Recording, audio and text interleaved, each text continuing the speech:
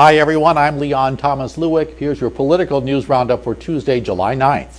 The military in Egypt is moving to restore order to the country's government.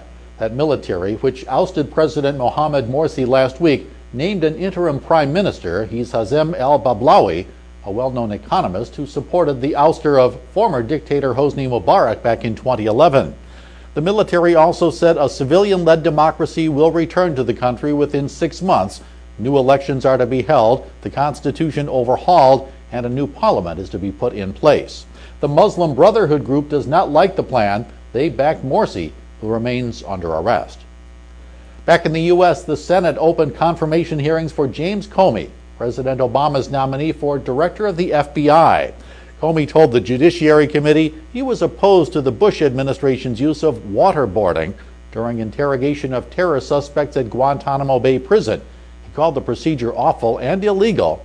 Comey was a second-ranking official in the Justice Department at the time and said the law on torture was very vague and that his recommendation that the procedure be stopped was overruled. Current plans call for the United States to have most of its troops out of Afghanistan by the end of 2014, but leaving a force of several thousand military advisors to help maintain order. But White House sources are now saying President Obama is considering what's known as the zero option, that would see no U.S. forces remaining in country. That would be in response to what officials say is Obama's growing frustration with Afghan President Hamid Karzai. He broke off negotiations with the U.S. last month after learning the U.S. was trying to work out a plan for peace talks with the Taliban organization. And National Security Agency whistleblower Edward Snowden now has 3 countries ready to provide asylum. His problem is finding travel to one of them without being arrested. The 30-year-old former defense contract worker who leaked information on the NSA's secret surveillance of U.S. citizens and those of other countries remains holed up in the Moscow airport.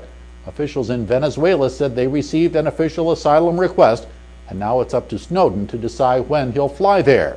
2 other Latin American countries, Bolivia and Nicaragua, have also publicly offered safe passage to Snowden. That's your political news roundup for Tuesday, July 9th. I'm Leon Thomas Lewick. Stay logged on to rttnews.com for the latest political, economic, and stock market news all day long.